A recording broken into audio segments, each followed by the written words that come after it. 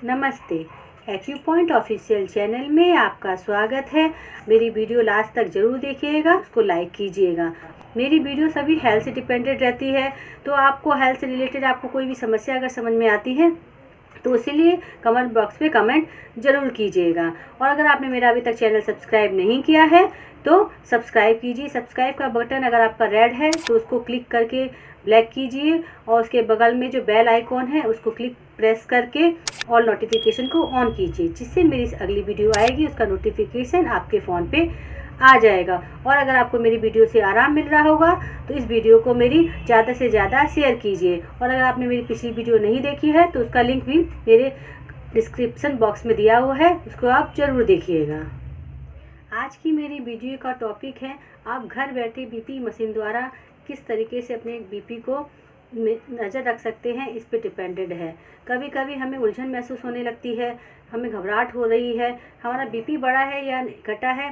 Doctor हमें पूछते हैं, अगर हमने उनसे कुछ कंसल्ट करना चाहते हैं फ़ोन पे तो हम उसको मेज़र नहीं कर पाते हैं। चाइनीज़ वाले जितने भी मेज़रमेंट वाले बीपी की मशीन आते हैं, इंस्ट्रूमेंट्स आते हैं, उनसे हम एग्जैक्ट बीपी का मेज़रमेंट नहीं निकाल पाते हैं। और डॉक्टर भी हमें बीपी की चार्ट बनाने देते हैं कि सुबह शाम आपका बीपी कितना रहता है। उसके लिए हमें घर से बाहर जाके जाना पड़ता है, बीपी मेज़र करना पड़ता है। अगर आपके पास बीपी मशीन है घर में, उसको हम आपको बताएंगे किस तरीके से यूज़ किया जाता है। बीपी मशीन में जो सामान आते हैं इसको मैं आपको पहले बता दूँ कौन कौन से होते हैं।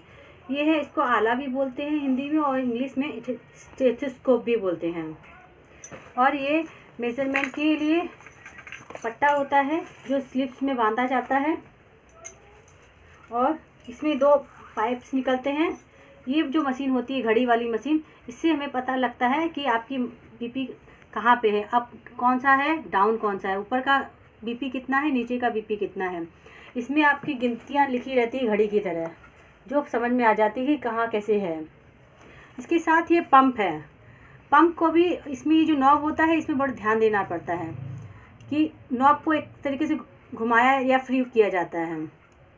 इसके साथ साथ आप ये देखिए, ये जो स्टेथोस्कोप है या आला है, इसके जो ईयर बड्स होते हैं ये अंदर की तरफ रहते हैं। तो आपको इस तरीके से अगर आप कान में डालेंगे तो कान में हो सकता है कि प्रॉब्लम हो।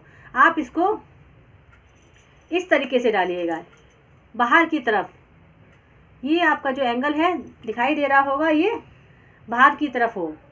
इसको आप इस तरीके से कान में लगाएंगे तो आपको कान में कोई भी दिक्कत नहीं होगी। और यहाँ से अगर आपके कान में लगाने के बाद यहाँ बहुत हल्के से प्रेस करके महसूस होगा कि ये साउंड आ रहा है कि नहीं आ रहा है। इस तरीके से आप स्टेथोस्कोप को चेक कर सकते हैं कि ये काम कर रहा है कि नहीं कर रहा है। यहाँ मैं किसी एक्सपर्ट के द्वारा अपना बीपी मेज़र करके दिखा रही हूँ कि किस तरीके से बीपी मेज़र किया जाता है। आप इस बात को ध्यान दीजिएगा, ये जो इसकी जो 2 पाइप्स निकली हुई हैं, इस पाइप को इस तरीके से इन फ्रंट हथेली की तरफ आप लेके आइएगा। कोशिश कीजिएगा ये पाइप बाहर की तरफ रहे। ये देखिए, इनकी मदद से हम बांध रहे हैं, आप देखिए। और कोशिश कीजिएगा ये जो आप बांध रहे हैं, ये जो जॉइंट है, जॉइंट से ऊपर रहे। यहाँ मेरे हाथ की थिकनेस से ये आपका बराबर में बैठ रहा है। कभी कभी क्या होता है, किसी की स्लिप्स बाजू या बड़ी होती हैं या किसी की पतली होती हैं, तो ये हमारे चिपकन कभी कभी काम नहीं करता है, तो उसको रोकने के लिए हम कपड़े का भी इस्तेमाल करते हैं। तो कपड़े को भी आप अगर एक नॉट इसमें बांध के इसमें लगा दिया जाएगा तो ये जो आपका बाजू बंधाया गया है, तो ये आप किसी भी पतले या किसी भी हेल्दी लोगों के भी ये इस्तेमाल किया जाता है। इसकी लेंथ किसी की बड़ी या छोटी आती नहीं है मार्केट में, या आप किसी भी कंपनी का भी ले सकते हैं। परंतु आप ये ध्यान दीजिएगा, ये जो आपका बंधा हुआ है, ये जो आपकी पाइप्स आई है, इस पाइप्स को आप यहाँ पे हथेली की साइड में यूज़ कीजिएगा। और आपका पूरा फोकस घड़ी पे होना चाहिए। घड़ी की सुई में आपकी सुई किस तरफ जा रही है, किस तरफ नहीं जा रही है। अब हम आपको दिखा रहे हैं किस तरीके से मेज़र करते हैं। इसके बाद ये जो स्टेथोस्कोप की सुनने का जो है गोल, आप इसको अंगूठे के साइड कोशिश कीजिएगा, ये जो अंगूठे की साइड है, ये जो पाइप है, पाइप के इस साइड रखिएगा, जॉइंट से ऊपर। पट्टा बांधने के बाद आपको ये जो पंप में नॉब लगा हुआ है, ये नॉब आगे पीछे घूमता है ऊपर नीचे की तरफ। अगर हम इस नॉब को ऊपर की तरफ घुमाएंगे तो ये हमारा जो पट्टा है जो स्लिप्स में बंधा हुआ है वो टाइट हो जाएगा। और जब इसको आगे की तरफ बढ़ा के, ये पंप है, पंप से अपोजिट साइड में अगर हमने इसको नॉब को घुमा रहे हैं तो ये हमारा पट्टा टाइट हो जाएगा स्लिप्स में जो बंधा हुआ है।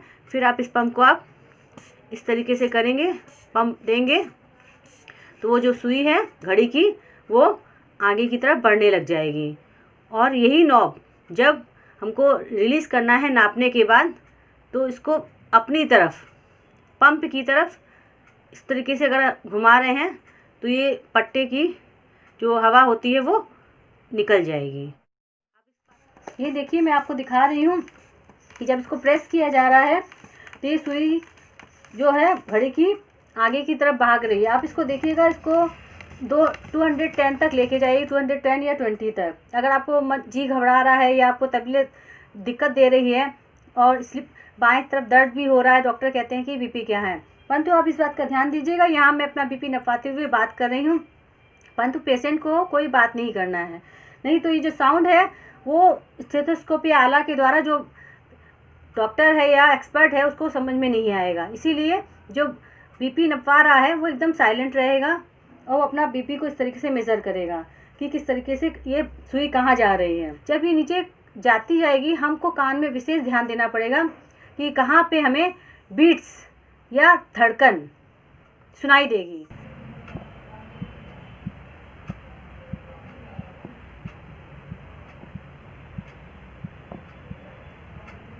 ध्यान दीजिएगा, जहाँ आपको सुनाई देना शुरू हुआ है वो ऊपर का होगा, जहाँ आपको सुनाई देना बंद हुआ है वो नीचे का होगा। हो सकता है कि आपको पहली बार में वो आवाज़ सुनाई ना दे, तो आप किसी यंग एज का लोगों को भी आप सुनने दीजिए, क्योंकि उनकी धड़कनें तेज़ होती हैं। ओल्ड एज में आके थोड़ी धड़कनें धीमी हो जाने लगती हैं। तो आप अगर पहली बार सीख रहे हैं तो इसको आप कोशिश कीजिएगा, जितने भी टीनेजर्स हैं, यंग्स हैं, उनको आप पहले ट्राई कीजिए, उनको समझ लीजिए कि किस तरीके से धड़कन कैसे सुनाई दे रही है। तो आप उसको आप बुजुर्गों में भी ट्राई कर सकते हैं, या अपनी मम्मी पापा के अगर 40 प्लस के बाद अगर एज हो गई है तो उसके बाद भी आप इसको अप्लाई किसी पे भी कर सकते हैं।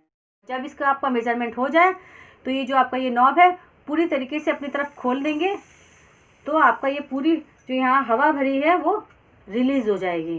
अगर आपने घर में ही बीपी मशीन मेज़र कर लिया तो आपको पता लग गया कि आपको बीपी हाई हो रहा है या लो हो रहा है। उस तरीके से आप अपने आप को खुद ही जज करके इलाज कर सकेंगे। अगर मैंने आपको जो बीपी मशीन बता रहे हैं उसमें कोई भी आपको परेशानी समझ में आ रही है तो कमेंट बॉक्स पे आप कमेंट करके हमसे पूछ भी सकते हैं। मेरी वीडियो लास्ट तक देखने के लिए धन्यवाद।